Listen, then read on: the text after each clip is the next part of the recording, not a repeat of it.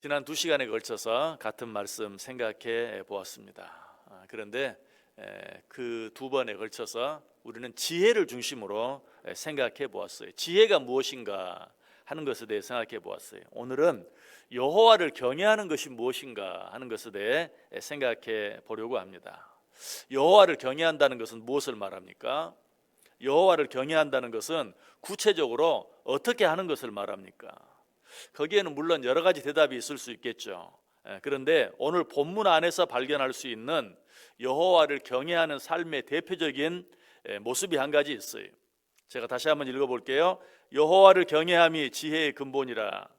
그의 계명을 지키는 자는 다 훌륭한 지각을 가진 자이니 여호와를 찬양함이 영원히 계속되리로다. 자, 이 말씀은 여호와를 경외함이 지혜의 근본이다라는 문장과 그 계명을 지키는 자는 다 훌륭한 지각을 가진 자이다라는 말씀이 서로 대꾸를 이루고 있어요. 그래서 이 두 문장을 비교해 보면 여호와를 경외하는 것은 곧 그의 계명을 지키는 것이다라는 사실을 알게 돼요. 다시 한번 보세요. 여호와를 경외함이 지혜의 근본이다. 사실 그 뒤에는 이렇게 나와야 돼요. 여호와를 경외하는 자는 다 훌륭한 지각을 가진 자이다 라고 말해야 돼. 그런데 여호와를 경외하는 자는 다 훌륭한 지각을 가진 자이다 라는 말 대신에 그 계명을 지키는 자는 다 훌륭한 지각을 가진 자이다 라고 말하고 있어요. 왜? 여호와를 경외한다는 것과 그의 계명을 지킨다는 것은 결국 같은 것이기 때문에. 시편 103편에도 보면 그런 표현이 또 한 번 나오고 있는 것을 보게 돼요. 시편 103편 17절 보면 여호와의 인자하심은 자기를 경외하는 자에게 영원부터 영원까지 이르며 그의 의는 자손의 자손에게 이르리니 라는 말씀이 나와요. 그리고 나서 바로 다음 절에 뭐라고 말하는 줄 아세요? 곧 그의 언약을 지키고 그의 법도를 기억하여 행하는 자에게로다. 그래서 이 두 구절 역시 자기를 경외하는 자, 하나님을 경외하는 자가 어떤 자인가? 곧 그의 언약을 지키고 그의 법도를 기억하여 행하는 자이다라는 것을 우리에게 말해주고 있어요. 여러분, 누가 법을 무서워하는 자입니까? 법을 지키는 자가 법을 무서워하는 자죠. 하나님을 두려워하는 자, 즉 하나님을 경외하는 자도 마찬가지. 하나님의 법, 하나님의 계명을 지키는 것, 그것이 바로 하나님을 두려워하는 것이요, 하나님을 경외하는 것이. 그래서 오늘 본문에 이어 오늘 본문이 시편 111편 끝절이잖아요. 이제 시편 112편 첫 절에 보면 어떤 말씀이 나오는가? 할렐루야, 여호와를 경외하며 그의 계명을 크게 즐거워하는 자는 복이 있도다. 여호와를 경외하는 것과 그의 계명을 크게 즐거워하는 자를 같은 것으로 이야기하고 있죠. 여호와를 경외하며 그의 계명을 크게 즐거워하는 자는 복이 있도다. 자, 이런 의미에서 보면 또 한 가지 우리 중요한 사실을 발견하게 되는데요. 그것은 하나님을 사랑하는 것과 하나님을 경외하는 것도 같은 것이다. 왜냐하면 요한복음 14장 21절에 이런 말씀이 있기 때문에 그래요. 제가 요한복음 14장 21절 한번 읽어볼게요.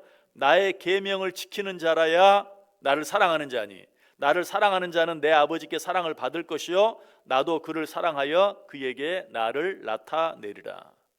나의 계명을 지키는 자라야 나를 사랑하는 자다. 자, 그런데 나의 계명을 지키는 자가 누구라고요? 여호와를 경외하는 자. 이 말은 무슨 말이에요? 나의 계명을 지키는 자가 여호와를 경외하는 자고 여호와를 경외하는 자가 나를 사랑하는 자다라는 말씀이죠. 오늘 본문의 의미가 바로 그것이. 여러분, 이처럼 하나님의 계명을 지키는 것이 중요해요.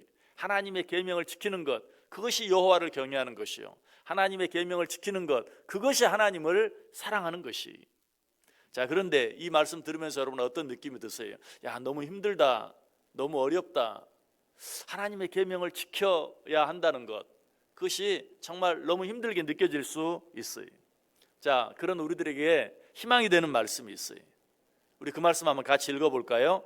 요한 1서 5장 3절 말씀, 우리 같이 읽겠습니다. 하나님을 사랑하는 것은 이것이니 우리가 그의 계명들을 지키는 것이라. 그의 계명들은 무거운 것이 아니로다. 자, 하나님을 사랑하는 것이 무엇이냐? 그것은 그의 계명들을 지키는 것인데 감사하게도 그의 계명들은 무거운 것이 아니다라고 말하고 있어요.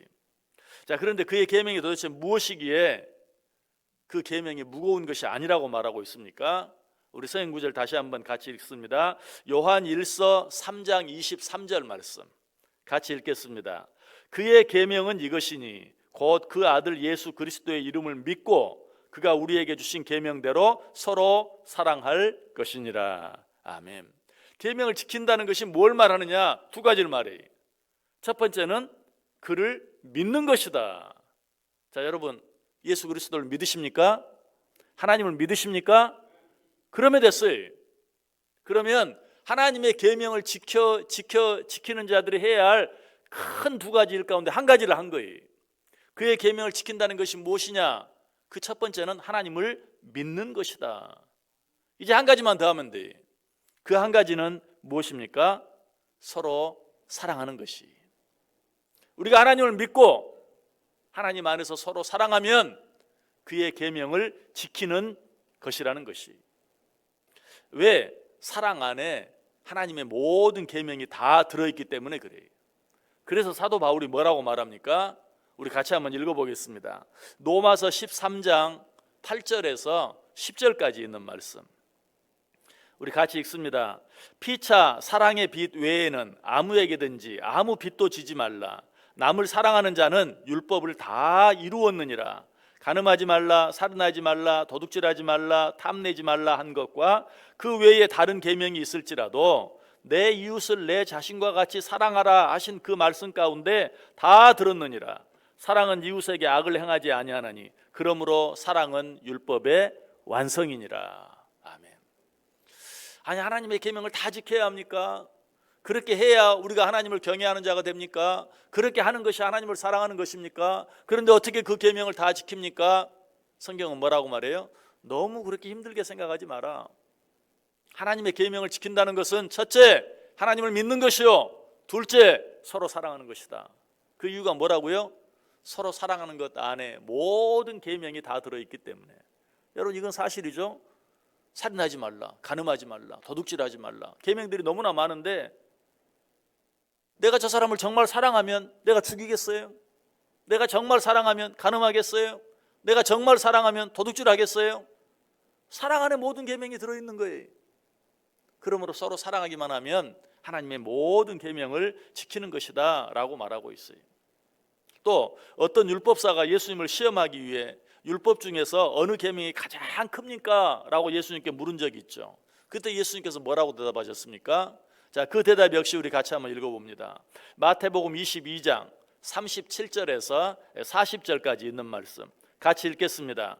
예수께서 이르시되 내 마음을 다하고 목숨을 다하고 뜻을 다하여 주 너의 하나님을 사랑하라 하셨으니 이것이 크고 첫째 되는 계명이요 둘째도 그와 같으니 내 이웃을 내 자신같이 사랑하라 하셨으니 이 두 계명이 온 율법과 선지자의 강령이니라. 자, 예수님이 뭐라고 말씀하고 있어요? 네가 지금 어떤 계명이 크냐고 나에게 물었느냐? 두 가지다. 첫째는 하나님을 사랑하고 둘째는 내 이웃을 내 몸과 같이 사랑하라. 그 안에 모든 계명이 다 들어있다. 이 두 계명이 온 율법과 선지자의 강령이다 라고 말씀하고 있어요. 여러분, 하나님께 주신 모든 계명들을 지키기를 원하십니까? 내 이웃을 사랑하면 돼요. 그런데 이웃을 사랑하는 것도 쉽지는 않죠. 그런데 시몬 베유라는 사람은 이웃 사랑에 대해 이렇게 말했어요. 어떤 어려운 일을 겪고 계신가요? 라고 물어보는 것이 곧 이웃에 대한 사랑이다. 무슨 말인 것 같아요? 내가 구체적으로 어떤 것을 혹 하지 못한다 할지라도 내 이웃의 일에 대해서 관심을 갖는 것, 관심을 갖고 한 가지 물어볼 수 있는 것, 그것이 사랑이다 라고 말하고 있어요. 여러분, 너무 어려운 것 생각하다가 시작도 못하고 포기하지 마시고 쉬운 것부터 실천해 보세요. 이웃을 만나면 먼저 정말 웃으며 인사해 보세요. 우리가 하는 인사 그대로 안녕하십니까? 평안하십니까? 별 문제는 없습니까? 정말 친절하게 다가가서 한마디 건네는 거기에서부터 이웃 사랑이 시작된다는 것이. 이처럼 이웃 사랑하는 것은 그렇게 어려운 것만은 아니. 그런데 그렇게 하는 자에게 어떤 축복이 주어진다고 말합니까? 오늘 본문 다시 보시면 여호와를 경외함이 지혜의 근본이라 그의 계명을 지키는 자는 다 훌륭한 지각을 가진 자이니 여호와를 찬양함이 영원히 계속되리로다. 여기서 그렇게 하는 자, 그의 계명을 지키는 자, 하나님께서 내게 붙여준 내 이웃들을 사랑함으로 그의 계명을 지키는 자는 다 훌륭한 지각이 있다. 여러분, 이 말이 무슨 말입니까? 그런 사람은 매사에 좋은 판단, 옳은 선택을 하게 된다라는 말이. 우리는 어떻게 해야 하나, 무엇을 해야 하나 갈등할 때가 참 많죠. 그럴 때마다 어떻게 하는 것이 하나님을 사랑하는 것일까? 어떻게 하는 것이 내 이웃을 사랑하는 것일까? 생각하면서 결정하기만 하면 그런 결정과 그런 선택은 항상 옳은 선택이 되고 좋은 선택이 되게 된다라는 된다라는 말씀이. 그의 계명을 지키는 자는 다 훌륭한 지각이 있다. 내가 어떻게 해야 하나님을 사랑하는 것이 될까? 내가 어떻게 해야 내 이웃을 사랑하는 것이 될까를 생각하고 결정하고 판단하면 그 결정과 판단은 다 훌륭한 결정이 되고 훌륭한 판단이 될 것이다 라는 말씀을 마칩니다. 우리의 삶은 선택의 연속이죠. 선택의 연속인 우리의 삶 속에서 하나님 사랑과 이웃 사랑을 실천함으로 하나님의 계명을 지켜드리는 삶을 살아보세요. 그런 삶을 살기만 하면 우리 앞에 여러 가지 많은 힘들고 어려운 결정, 선택, 판단이 있지만 그 모든 선택과 판단과 결정이 다 옳은 선택, 옳은 판단이 될 것이다.